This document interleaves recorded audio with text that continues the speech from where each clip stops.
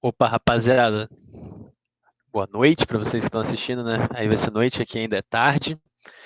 Hoje a gente vai tratar na nossa aula de Química sobre equilíbrios iônicos. Eu sou o professor Breno e esse é o meu e-mail. Vocês podem mandar e-mail se vocês tiverem alguma dúvida, precisarem de alguma coisa.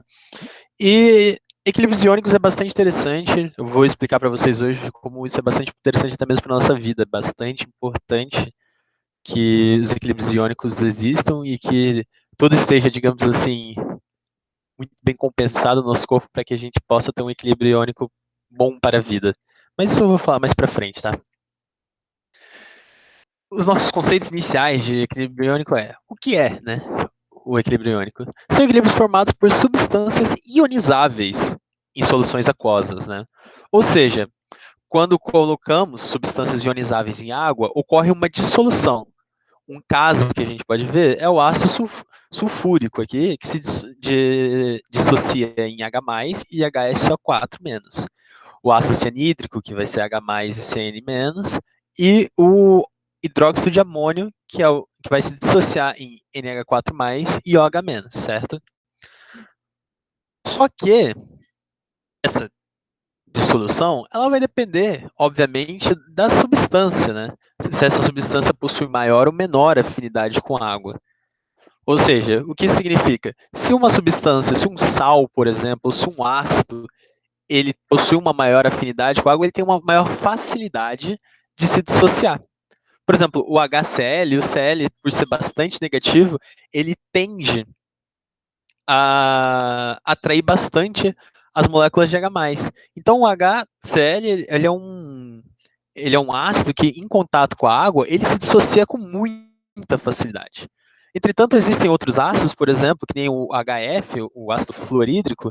O flúor, ele é um ácido que, ele em contato com o hidrogênio, eles têm uma força de conexão, assim, eles se conectam com tanta força que na água eles não se dissociam tanto, tá certo? Então, como existe, digamos assim, uma diferença na natureza das substâncias, vai existir também uma diferença na ionização, na quanto que um sal, ou quanto que um ácido, ou uma base, vão se dissociar em uma solução aquosa, certo? Então, a gente utiliza novamente aquele grau de ionização e a constante de ionização que a gente utilizou na última aula, né? O grau de ionização é basicamente a quantidade de mols dissociados dividido pela quantidade de mols iniciais, ou seja, vamos supor que você coloque ácido clorídrico. Ácido clorídrico não, porque ácido clorídrico, lembre-se disso, o alfa do ácido clorídrico é praticamente 100%, ou seja, tudo que você coloca se dissocia. Mas vamos pegar um outro ácido, vamos supor um ácido iodrídrico, por exemplo. Vamos supor que se a gente colocar 10 mols em água, só 3 vão dissociar. Então, o alfa dele, o grau de ionização, é 3 dividido por 10, ou seja, 30%. Isso significa que apenas 30% dos mols iniciais, da quantidade inicial de ácido hidrídrico, foi dissociado. Então, para o ácido cianídrico, esse aqui é a nossa equação de dissociação, e a constante de ionização é basicamente aquilo que a gente viu na última aula, nas últimas duas aulas, né, quando a gente viu velocidade e depois equilíbrio químico. A constante de ionização é a concentração do H+ vezes do íon cianeto, dividido pela concentração do ácido cianídrico, certo? A mesma coisa pode ser dita para o hidróxido de amônio. Uma coisa que é bastante importante observar é que quanto maior for o valor de Ka, o que isso significa? Significa que nós vamos ter concentrações altas do produto dissociado. A mesma coisa a gente pode falar para as bases, que quanto maior o valor do Kb, quer dizer que a gente vai ter mais produtos dissociados. Então, vamos supor, o HCl ele tem um Ka muito alto, de 1 vezes 10 a 7. Então quer dizer que ele é um ácido muito forte. Ou seja, ele se dissocia com bastante força, ou seja, se dissocia bastante.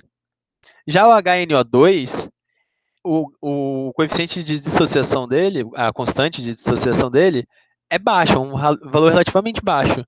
Ou seja, isso significa que ele vai se dissociar com muita fraqueza, ou seja, ele não vai se dissociar muito bem. Isso quer dizer que isso aqui é um ácido fraco. Por último, o ácido cianídrico é um valor mais baixo ainda da constante de ionização. Então quer dizer que esse é um ácido muito fraco.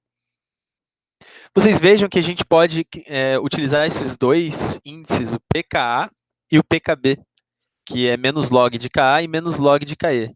Por quê? A gente utiliza isso porque muitas vezes a gente está lidando com potências muito grandes, ou muito pequenas, no caso de 10 a menos 10, ou então 10 a 7. Quando a gente utiliza o menos log de Ka, o menos log de Kb, esse valor vira um número mais palpável. Então, por exemplo, o pKa do HCl é menos 7. Ou seja, é melhor do que 1 vezes 10 a 7. O pKb do ácido cianídrico é algo em torno de 10, só que vai ser diminuído um pouco, então deve ser tipo algo em torno de 9, 9,7, por exemplo. Então é um valor mais palpável do que esses valores com umas potências muito exorbitantes, tá? E o que vocês precisam saber é que se o pKa é muito pequeno, ou seja, se o pKa é negativo, ele tende a ser um ácido forte. Se o pKa é positivo, ele tende a ser um ácido mais fraco, tá certo? E agora a gente vai falar da lei de Ostwald.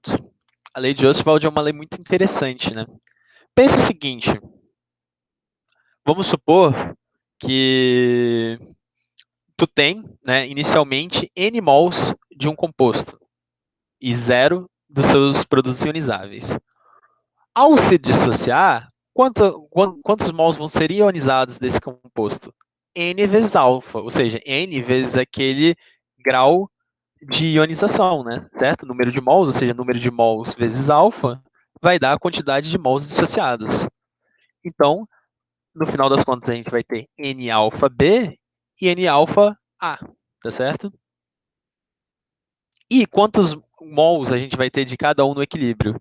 Bom, quantos mols de BA que a gente vai ter? Vai ter a quantidade inicial menos aquilo que foi dissociado, certo?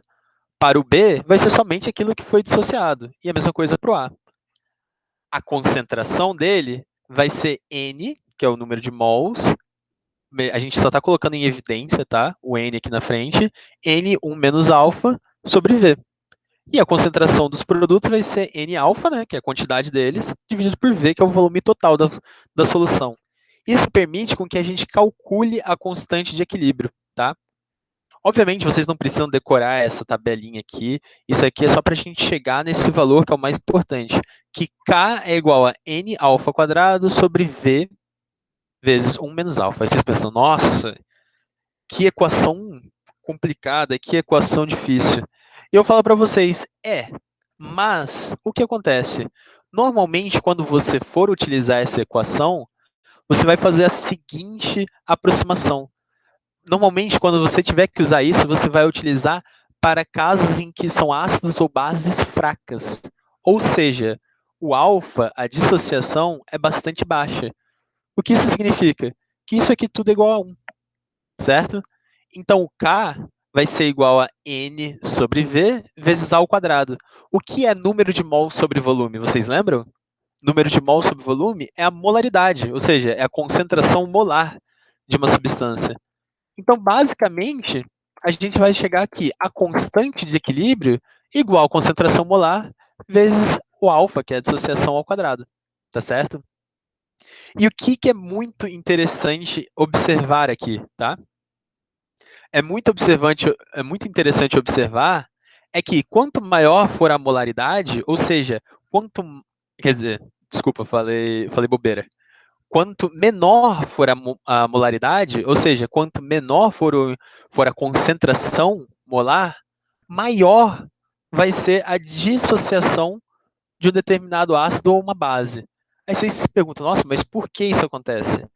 Bom, sempre que tiver esse tipo de pergunta, lembrem-se das partículazinhas, que eu sempre gosto de falar das partículazinhas se batendo uma com a outra. Se você colocar um ácido, uma base dentro de uma solução, e essa solução for muito, mas muito, mas muito, mas muito diluída, quer dizer que essa, digamos assim, esse ácido, ele vai estar sozinho no meio quase, vai estar muito sozinho no meio. O que acontece? Se ele se dissociar em duas partículas menores, ou seja, em um hidrogênio e outro ânion, o que vai acontecer? Vai ser muito difícil deles se encontrarem, deles se baterem de novo e formar novamente aquele produto inteiro, ou seja, formar aquele ácido completo, certo? Então, se vocês pensarem, faz sentido. Quanto menor a molaridade, ou seja, quanto menos ácido tiver ali, vai ser mais difícil de uma molécula de um ânion encontrar com uma molécula de um cátion, né? Porque eles vão estar se batendo, se batendo, se batendo, e vai demorar muito para um encontrar com o outro. Isso significa que quanto menor a molaridade, mais tende a ser dissociado uma solução. Isso a gente pode ver aqui na dissociação do ácido acético. Quanto menos concentrado, quanto mais diluído for a solução, maior o grau de ionização, ou seja, mais ele tende a se ionizar. Isso é bastante interessante, tá? E uma coisa que é bastante interessante falar nesse tipo de situação é o que acontecerá com a concentração de um ácido se a gente misturar ele com outro ácido, né? A gente fica pensando nisso.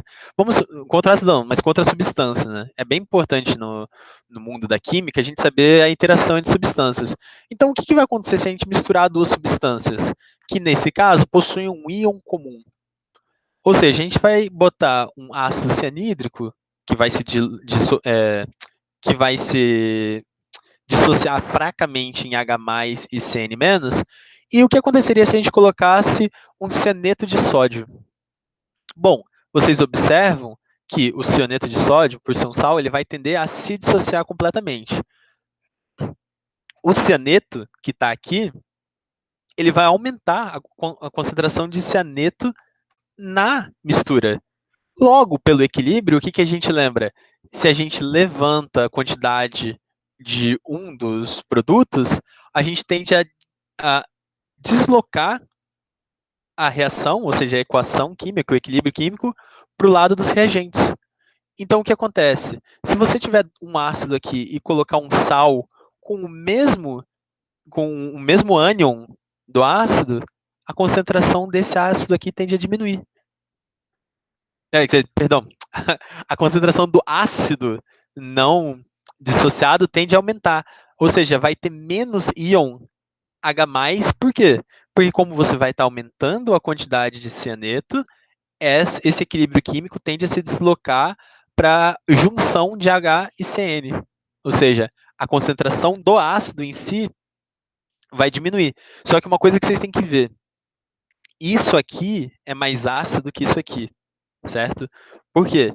Porque quanto mais tiver H+ livre, quanto mais a gente tiver prótons no meio, quanto mais a gente tiver íons de hidrogênio no meio livre, mais ácido é o meio. Se a gente tem o HCN não dissociado, quer dizer que o meio é menos ácido, tá certo? Mas a concentração do ácido cianídrico vai tender a aumentar. Eu não sei se vocês conseguiram entender isso, mas isso é bastante importante vocês entenderem. Que essa situação é mais ácida do que essa situação. Por quê? Porque o ácido, ele só tem a característica ácida dele se ele for capaz de se dissociar, tá certo?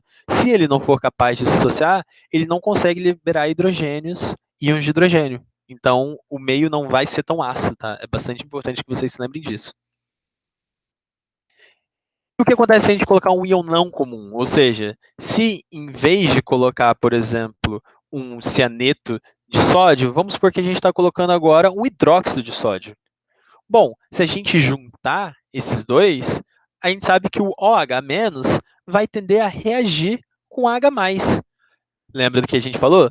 Como a gente está diminuindo a quantidade de H+ da solução, o que faz? O HCN, esse equilíbrio, tende a deslocar na direção dos produtos, ou seja, vai para a direção dos produtos.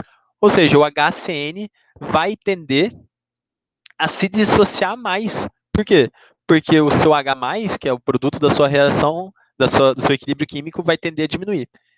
E o que isso significa? Isso significa que a concentração do ácido vai tender a diminuir.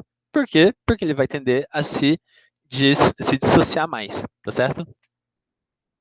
Então vamos ver algumas questões, vamos ver 3 questõezinhas. Olha só, eu deixei aqui sem querer as setas do spoiler, mas tudo bem. Questão 1. X, Y e Z representam 3 ácidos que, quando dissolvidos em um mesmo volume de água a temperatura constante, comportam-se de acordo com a tabela ao lado. Analise as informações, considerando os 3 ácidos. Bom, Observando primeiramente a tabela, o que a gente sabe? O alfa, né, o grau de ionização do X é aproximadamente 0,1, ou seja, 10%. Do Y é aproximadamente 0,7, 70%. E do Z é aproximadamente 0,2, 20%. Como é que eu sei disso? Eu só estou dividindo 2 dividido por 20. 2 dividido por 20, 0,1. 7 dividido por 10, 0,7. 1 dividido por 5, 0,2. Então, o que a gente já sabe? A gente já sabe que o X vai ser o ácido mais fraco, porque ele é o que menos se dissocia. A gente sabe que o Y é o ácido mais forte, porque ele é o que mais se dissocia. E o Z é o ácido mediano, tá certo? Então tá. X representa o ácido mais forte? Não, pelo contrário, ele é o mais fraco. Z, ele representa o ácido mais fraco? Não, ele é o mediano. E por último, Y apresenta o maior grau de ionização? Sim, ele apresenta um grau de ionização de 0,7, aproximadamente 70%. Então, a resposta correta, letra C. Vamos ver para a próxima. A tabela ao lado se refere a dados de forças relativas de ácidos em soluções aquosas, a temperatura ambiente. Das soluções aquosas abaixo, a melhor condutora de eletricidade é. Bom, gente, a gente tem que se lembrar que quanto mais ionizável um ácido, ou um sal, ou uma base, melhor ele tende a conduzir eletricidade, tá certo? Então vamos observar aqui a constante de ionização, que é o principal, correto? A constante de ionização, a gente sabe que ela é igual a produtos sobre reagentes. Então, o que for o melhor condutor, vai ser o que tiver é, mais produtos dissociados, ou seja, vai ser o com maior valor de uma constante de ionização, tá? Qual é o que tem o maior valor de constante de ionização? É o ácido bromídrico, certo? 6 vezes 10 a menos 2 é maior do que todos os outros valores aqui. Consequentemente, a resposta certa vai ser 0,1 mol por litro de ácido bromídrico. Por quê? Ele quer saber qual é o melhor condutor de eletricidade. O melhor condutor de eletricidade é aquele que é o melhor ácido, que é o ácido mais forte, que tem a maior constante de ionização. Tá? E por último, qual dos sais abaixo poderia diminuir o grau de ionização da base NH4OH?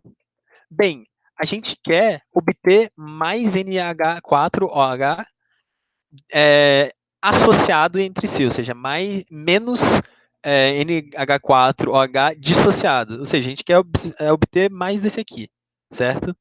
O que a gente faria? Bom, a gente tem que utilizar do efeito do íon comum. Se a gente adicionar, por exemplo, NH4Cl, o que vai acontecer? Vai aumentar a concentração de NH4 nesse meio.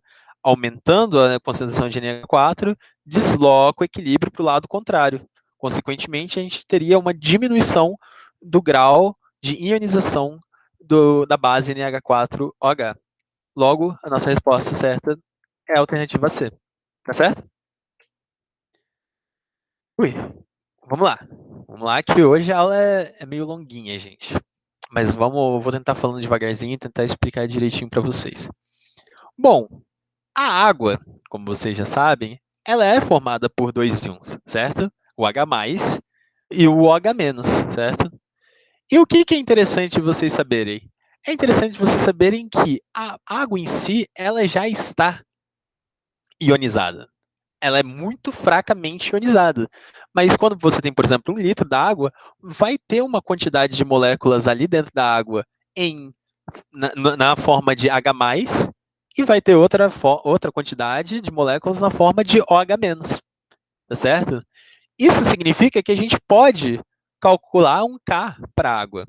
O K da água, já foi calculado anteriormente de mim, é de aproximadamente 1,81 vezes 10 a menos 6. Só que, gente, vai ter uma coisa que vai facilitar muito a nossa vida, que a concentração de 1 litro da água, a gente consegue saber quanto que tem 1 litro da água. Por quê? Porque a gente tem a densidade da água. A densidade da água, que é 1.000 gramas por litro, então 1 litro tem 1.000 gramas, que é o equivalente a 55,5 mols por litro. Então, os químicos eles definiram o Kw, que é o K da água, que é igual ao K vezes a concentração da água, que vai ser igual a esse valor vezes 55,5. O KW, que é o K da água, é de 1 vezes 10 a menos 14, tá? Lembrem-se disso, o grau de ionização da água pura é de 1 vezes 10 a menos 14, tá certo? E o que isso significa? Isso significa que em água pura, a gente vai ter uma concentração de H+, e uma concentração de, de OH- de 10 a menos 7. Por quê? Porque esse produto aqui de cima, H+ vezes OH-, tem que ser igual a 1 vezes 10 a menos 14. Como a água é pura, a quantidade de H+ e a quantidade de OH- é a mesma. Logo, se você substituir isso aqui por x, vai ser x ao quadrado igual a 10 a menos 4, ou seja, x igual a 10 a menos 7. Ou seja, tanto a concentração de H+ quanto a concentração de OH- na água pura é igual a 10 a menos 7 mols por litro. Só que, se você tiver uma solução ácida, isso significa que a concentração de H+ vai ser maior do que 10 a menos 7. Ou seja, a concentração de H+ vai tender a ser 10 a menos 6, 10 a menos 5, 10 a menos 4. E, por outro lado, tu vai ter também uma diminuição na concentração de OH-. Por quê? Porque esse produto aqui, ou seja, 1 vezes 10 a menos 14, tem que ser igual a H+ vezes OH-. Se você aumentar a quantidade de H+, obrigatoriamente o OH- tem que diminuir. Do contrário, se você aumentar a quantidade de OH-, obrigatoriamente a quantidade de H+ diminui, tá certo?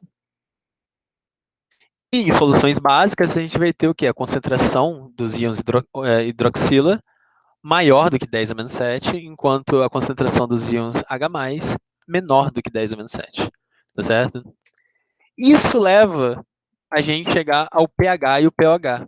O que é o pOH e o pOH? O pH e o pOH, ele é basicamente o log negativo da concentração de H+ e o log negativo da concentração de OH-.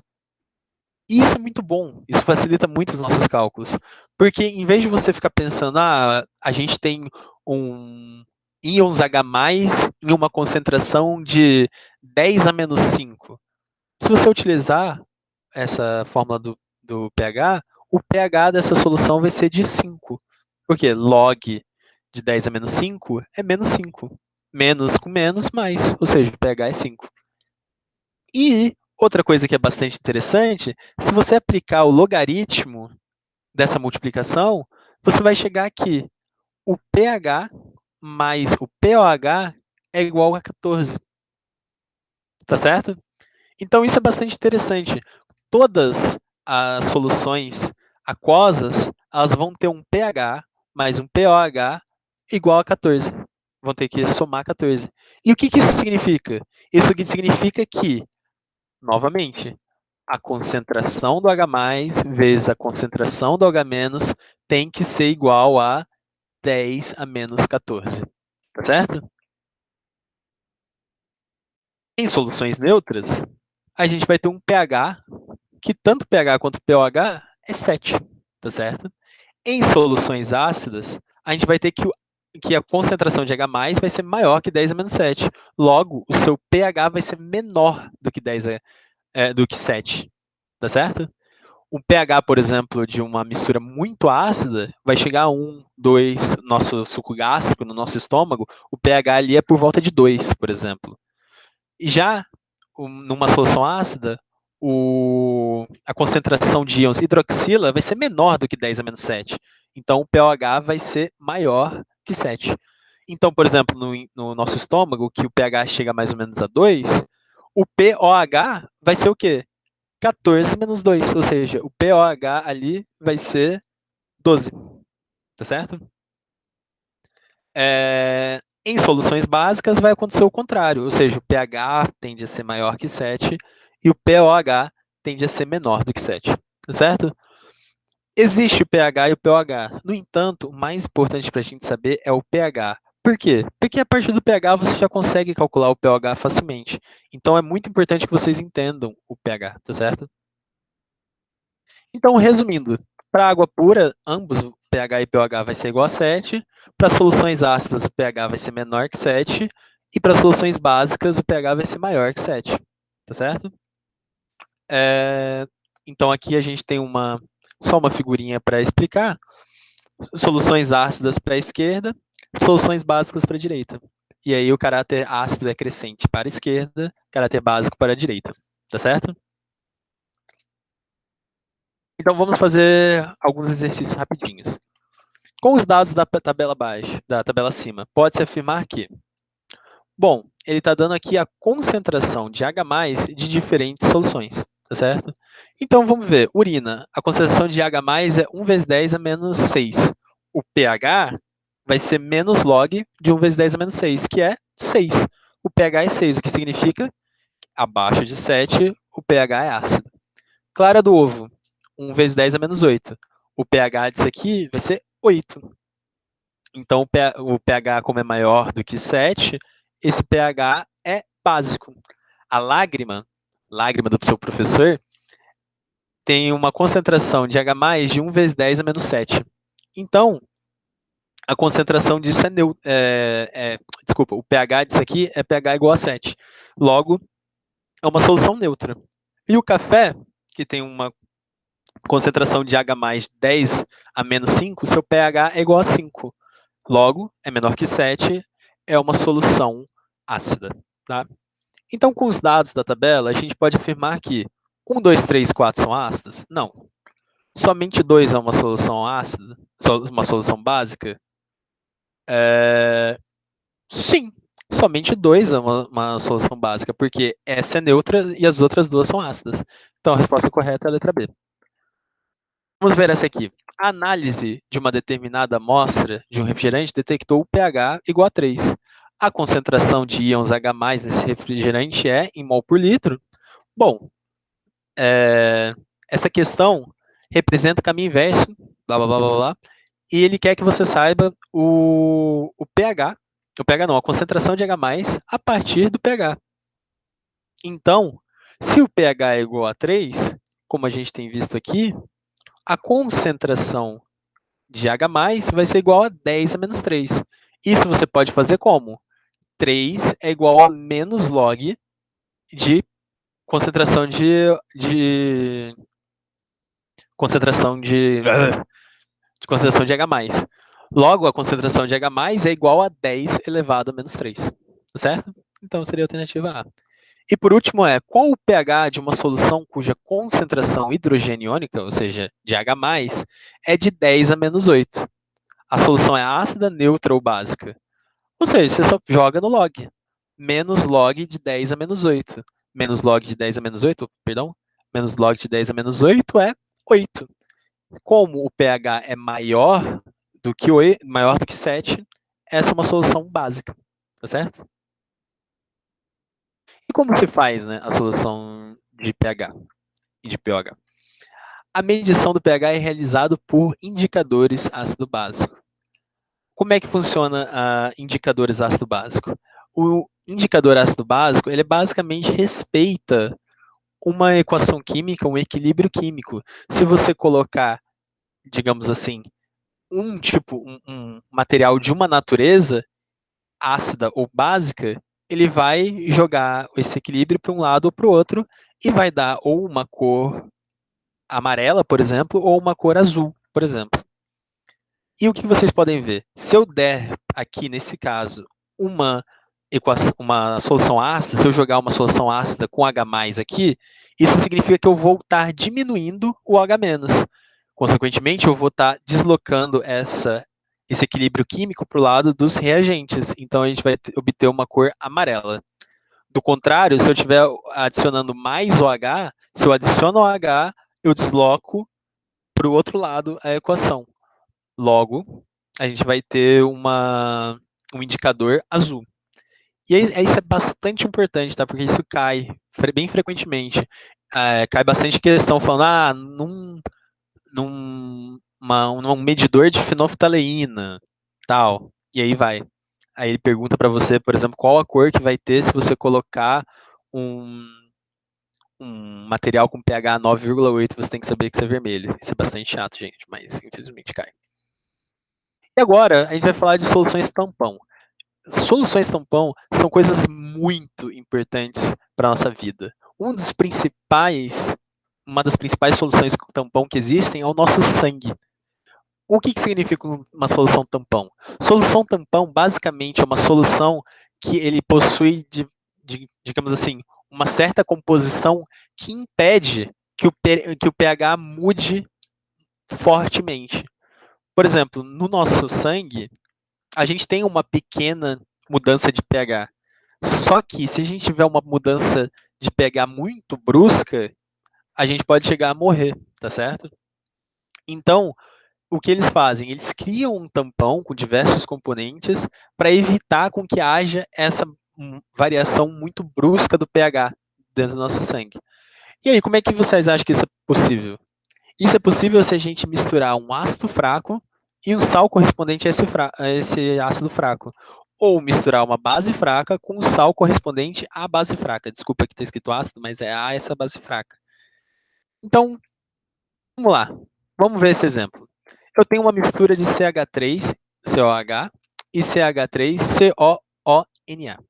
Se vocês notarem, na dissolução, o CH3COH ele vai se dissolver, vai se dissociar. Mas ele é um ácido bem fraco, então ele não vai se dissociar tanto.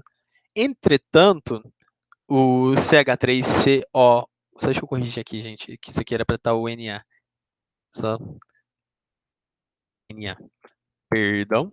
Só deixa eu dar um papá. Já vai. No entanto, o CH3COONA ele vai se dissociar mais em CH3COO mais Na. Tá certo? Interessante. Você vai ter esses dois conjuntos aqui numa mistura. E o que vai acontecer nessa solução se eu adicionar íons H+, se eu colocar um ácido? Se eu colocar um ácido, vai aumentar a quantidade de H+, e vai deslocar na primeira equação a equação para o lado esquerdo. Tá certo?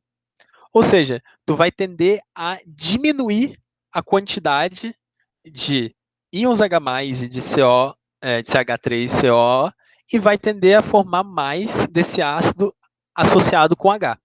Só que na segunda reação, como você vai estar diminuindo a concentração de CH3COOH,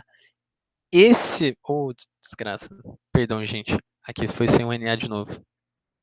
Esse componente aqui, ele vai tender a se dissociar para liberar mais CH3COO-. E o que isso vai fazer? Isso vai fazer com que, no final das contas, a gente obtenha o mesmo pH, ou quase o mesmo pH, no final da dissociação, do que a gente tinha no início. Tá certo? Então, eu vou repetir para vocês. Numa solução tampão, quando a gente aumenta a quantidade de hidrogênio, a gente vai deslocar a primeira equação aqui, a equação do ácido, para a associação do ácido, ou seja, vai diminuir sua dissociação. O que o sal vai fazer? Então, o seu sal vai tender a se dissociar mais para repor a quantidade de CH3COO-. Isso vai fazer que, no final das contas, a gente tenha praticamente a mesma quantidade a mesma concentração de íons H+, tendo, no final das contas, o mesmo pH. A mesma coisa pode ser dita, deixa eu corrigir aqui novamente, né, que estava com Na. A mesma coisa pode ser dita se a gente adicionar uma base nessa solução. Se a gente adicionar uma base nessa solução, o H- vai tender a reagir com H+. Vai diminuir a quantidade de H+, e essa equação vai tender a se deslocar para a dissociação do ácido acético, do CH3COOH. E o que vai acontecer aqui? Como vai aumentar essa quantidade, essa equação aqui vai equilibrar o sistema, produzindo mais acetato de sódio, CH3CONA. E isso vai fazer que, no final das contas, a gente tenha um pH que seja aproximadamente o equivalente ao que a gente tinha no início. Interessante, né? Então, vamos fazer dois exercícios. Primeiro de indicador ácido básico e depois de um sistema tampão. Um indicador ácido básico apresenta em solução aquosa o equilíbrio tal, esse aqui. Com relação ao comportamento do indicador diante da substância 1, pode-se afirmar que a sua coloração será 2, porque o equilíbrio se desloca no sentido da espécie 3. Nesse caso, no sentido da espécie 3, será tipo ionizado ou não ionizado. Então tá, se a gente adicionar vinagre, o que vai acontecer? Se a gente adicionar vinagre, a gente está aumentando a quantidade de H+, ou seja, H3 ou H3 ou menos. Quer dizer, H3 ou mais. Se a gente aumentar isso, a gente vai estar deslocando para o equilíbrio do lado não ionizado e a gente vai ter uma cor A. A gente tem a cor A, no entanto, aqui está errado. Era para ser não ionizado. O amoníaco, se a gente adicionar amoníaco é básico, ou seja, básico vai tender a diminuir o H3O+, diminuindo o H3O+, vai tender a deslocar para esse lado de cá, ou seja, para o lado dos produtos. Logo, a gente vai ter uma cor B e a gente vai estar no lado ionizado, o equilíbrio vai tender para o lado ionizado, ou seja, a resposta correta é a letra B. Considere agora duas soluções aquosas diluídas, 1 e 2, ambas de pH 5. A solução 1 é tampão e a solução 2 não. Ou seja, o que vai acontecer? Se eu colocar um ácido ou uma base, a solução tampão tende a ter uma variação bem pequena, enquanto a outra solução vai ter uma variação muito maior. Então tá, um becker contendo 100 ml da solução 1 e um segundo becker contendo 100 ml da solução 2 estão ali presentes. A cada uma das soluções adicionam-se 10 ml de uma base concentrada. Então o que eu espero, gente? Eu vou esperar que na solução tampão pode haver uma variação, mas a variação vai ser muito pequena. Ou seja, o pH vai subir, mas ele vai subir pouco. Do outro lado, a solução 2 ela tende a subir mais. Então, o que vai acontecer? O pH de ambas vai diminuir? Não, vai aumentar. O pH de ambas irá aumentar? Sim. Mas o pH de um vai ser igual ao de 2? Não, porque a de um é uma solução tampão. É mais difícil de variar. O pH de ambas irá diminuir? Não, irá aumentar, porque a gente está colocando uma base. O pH de ambas irá aumentar e o pH de um será menor do que o de 2? Sim, por se tratar de uma solução tampão, ele não vai variar tanto, tá certo? Respirem, respirem. Assistem essa aula pausadamente, porque é muita coisa que eu estou falando. E é bem importante que vocês tenham um tempinho para compreender o que está acontecendo, tá? Vamos lá. E por último, esse é o último conteúdo dessa aula, a gente vai falar de hidrólise de sais. Quando a gente coloca algum sal em água, eles tendem a se dissociar, certo?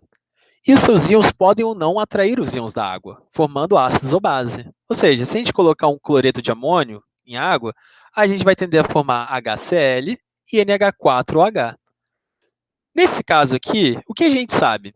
A gente sabe que o ácido clorídrico ele é muito forte. E o que a gente sabe de ácidos fortes? Eles se dissociam. No entanto, a gente sabe que o hidróxido de amônio é bastante fraco. Então, quer dizer que ele não se dissocia com tanta facilidade. Consequentemente, a gente vai ter aqui a dissociação do NH4Cl com a água, e aqui nos produtos a gente vai ter o HCl dissociado, mas o NH4OH não dissociados. Cortando o Cl- com Cl-, a gente vai ver que na equação final a gente vai ter íons H+ livres. Então, o que acontece? Nesse caso de hidrólise, a gente vai ter uma solução ácida. Interessante, né? A gente adiciona um sal e no final das contas a gente obtém uma solução ácida ou básica. Nesse caso aqui, a gente vai obter uma solução ácida. E por que isso acontece? Isso acontece porque a gente colocou um sal que forma um ácido forte, mas uma base fraca. Quando a gente tiver um sal de ácido forte e base fraca, a solução aquosa desse sal vai ser uma solução ácida, tá certo? E agora vamos ver outro caso. A gente está colocando cianeto de potássio numa solução aquosa. Esse cianeto de potássio ele vai se dissociar em ácido cianídrico e hidróxido de potássio. O ácido cianídrico ele é bem fraco, mas o hidróxido de potássio ele é bem forte.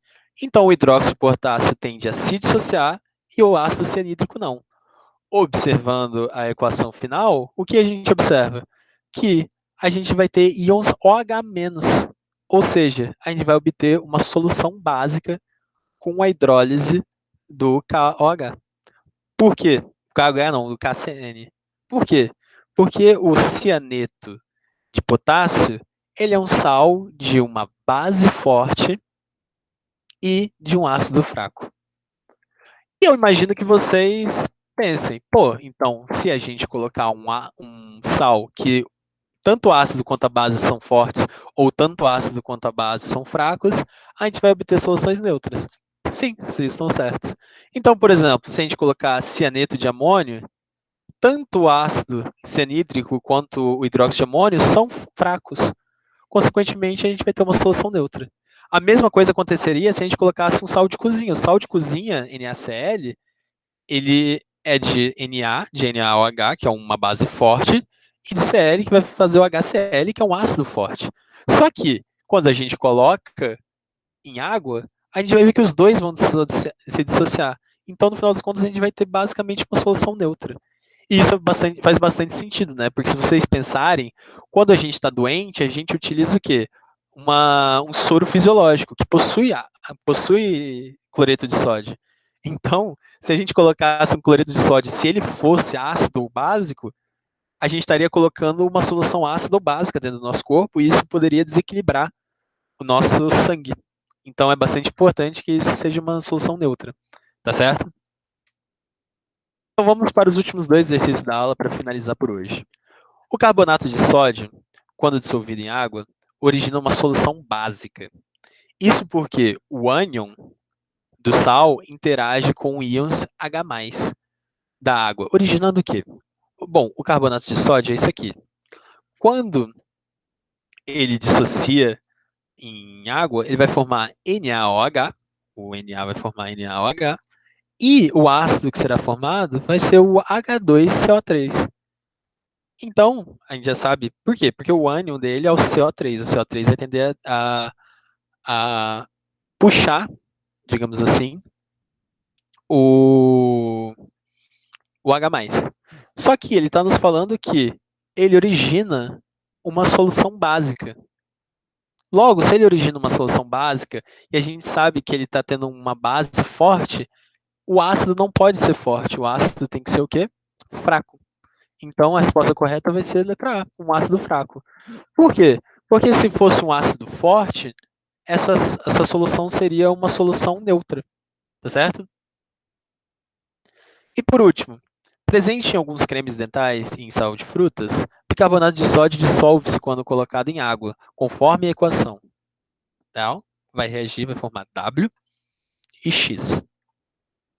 Dessa forma, W, X e o pH dessa solução obtida são, respectivamente, bom, a gente pode simplesmente fazer um balanço de material.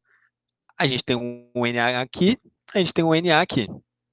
A gente tem um H2O aqui, a gente tem um H2O aqui. O que está faltando? O HCO3. Então, o que vai acontecer com o HCO3? O HCO3, nesse caso, ele vai se dissociar. Ele vai se dissociar em OH- e CO2. Então, o W vai ser CO2 e aqui vai ter OH- livre. O que significa que é OH- livre? Significa que a gente vai ter uma solução final básica, ou seja, com um pH maior do que 7. Então, a resposta correta será a letra B, certo? Gente, obrigado pela atenção. Eu sei que esse conteúdo é muito difícil, então eu recomendo que vocês assistam algumas vezes, que vocês assistam vagarosamente e tendam a entender a aula. E se vocês tiverem alguma dúvida, por favor, me perguntem, tá? Muito obrigado, gente, e até a próxima.